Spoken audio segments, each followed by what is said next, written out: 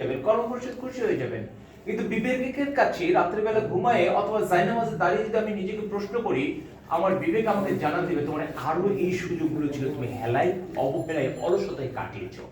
প্রিয় ভাইরা, আমি শুধু আপনাদের কাছে এই অনুরোধটা করতে চাই, আসুন আমরা নিজের বিবেককে প্রশ্ন করি এবং নিজের বিবেক আমাকে যে পথ উতলে দিবে বা বাতলে দিবে অথবা যেটা জানাবে সেই আলোকে আমি পরবর্তী এই জুলাই মাসটাকে কাজে লাগাই ইনশাআল্লাহ। কারণ আল্লাহ রাব্বুল আলামিন রাসূলুল্লাহ সাল্লাল্লাহু আলাইহি ওয়াসাল্লামের হাদিস অত্যন্ত কঠিন।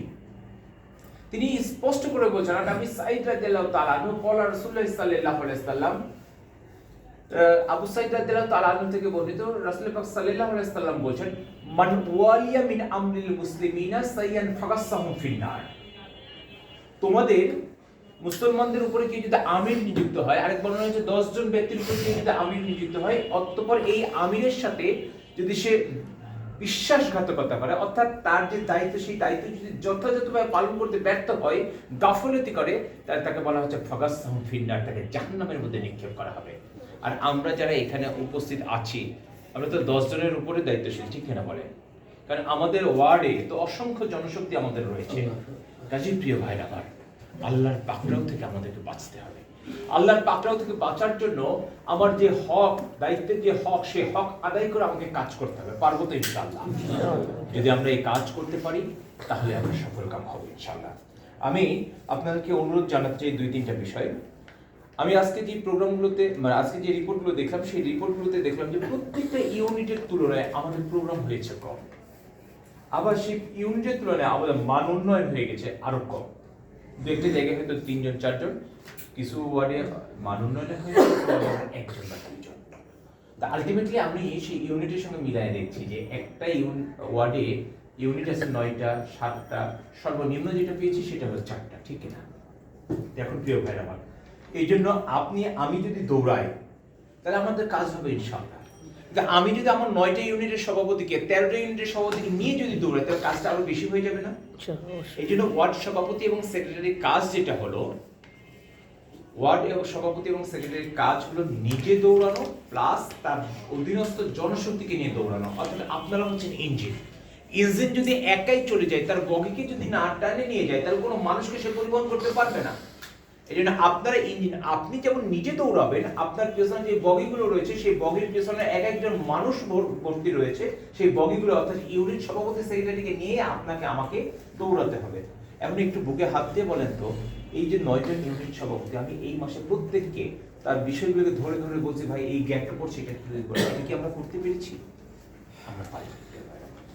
শুধু আপনারাই না, আমরা এই লাইনে যারা বসে আছি আমাদেরকে যদি প্রশ্ন করে আমরা কি পেরেছি?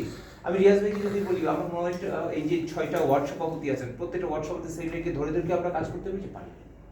আমি যদি জোনের দায়িত্বশীল, কাজে এই জোনের যে আমার যে 7টা থানা রয়েছে, আমি কি প্রত্যেক থানা সেক্রেটারিকে নক করে কাজ করতে পেরেছি? আমি পারি।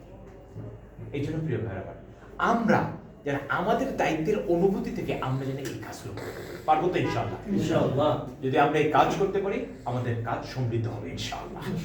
প্রিয় ভাইরা আমার, আরেকটা বিষয় বলবো, 1 বছর আগে আমরা যে খুঁড়ায় কাজ করছি, এখন কি সেই সুযোগ আছে না চেঞ্জ হয়ে গেছে? সেই পরিবেশটা চেঞ্জ হয়ে গেছে, এখন অবারিত সুযোগ।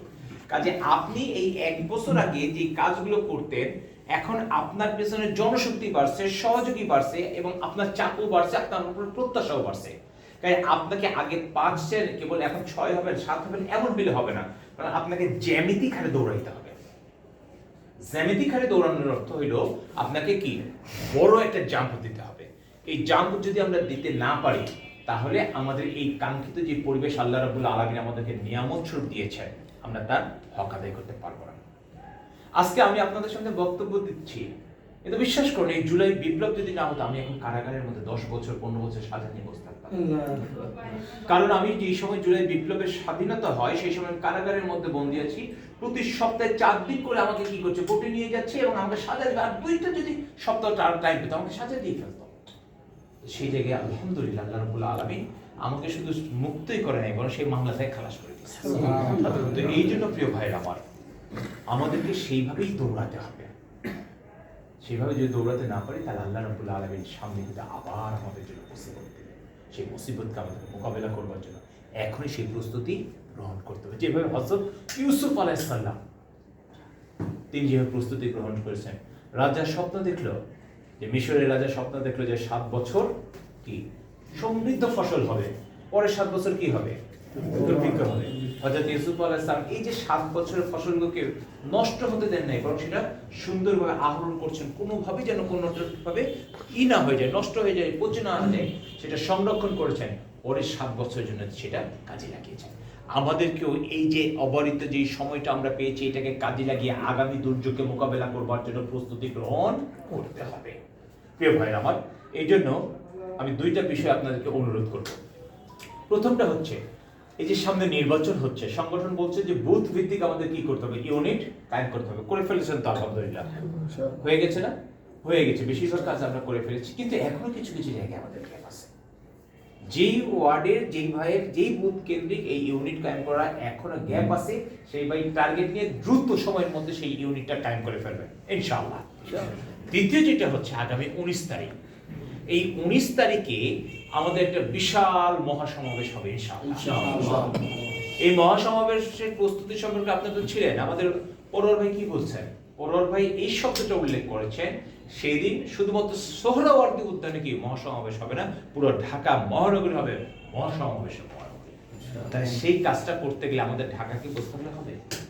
একটা টার্গেট দিয়ে দিয়েছি, ইউনিট প্রতি কতজন, ইউনিট প্রতি কতজন বলছে? কর্মী, প্রত্যেক কর্মী 1/10। সেটা তো আছে, তারপরে একটা বলছেন না কমপক্ষে কতজন, এই ভুলে গেছেন, ইউনিট প্রতি কমপক্ষে 200 জন করে বলছেন, ঠিক আছে না?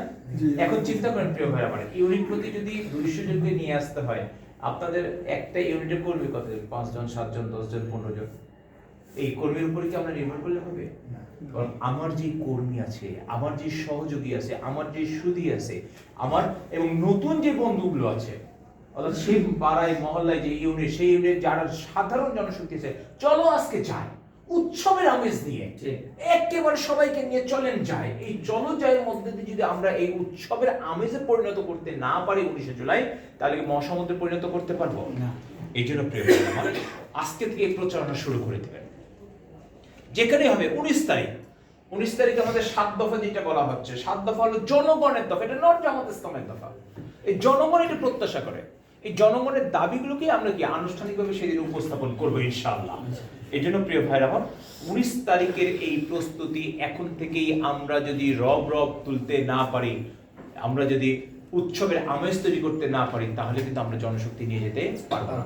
এই জন্য এখান থেকে গিয়েই আপনারা ইউনিট সভাপতি ভাইদেরকে নিয়ে আবার বসেন, আবার দাওয়াতি কাজের জন্য প্ল্যান সাজান, আবার ফলো আপ করতে থাকেন, লিফলেট দিবেন, তারপর অনলাইনে পোস্টারগুলো যেগুলো আছে সেগুলো তাদেরকে করতে দেবেন, তারপরে বিভিন্ন জায়গায় পাড়ায় গলি করে ধরে ধরে আপনার কি এটা গণসংযোগ চালাতে হবে। তাহলে আমরা 19 তারিখে একটা সার্থক সমাবেশ করতে পারবো ইনশাআল্লাহ। আল্লাহ রাব্বুল আলামিন আমাদেরকে কবুল করুন, আমাদের সকল তৎপরতাকে আল্লাহ রাব্বুল আলামিন তার দিনের জন্য কবুল করে আমাদেরকে, আমরা যে কাঙ্ক্ষিত মাগফিরাত চাই আল্লাহ রাব্বুল আলামিনের কাছে, আল্লাহ রাব্বুল আলামিন যেন আমাদেরকে ক্ষমা করে দেন, এই প্রত্যাশা করেই আমি আমার কথা শেষ করছি। আসসালামু আলাইকুম। গুরুত্বপূর্ণ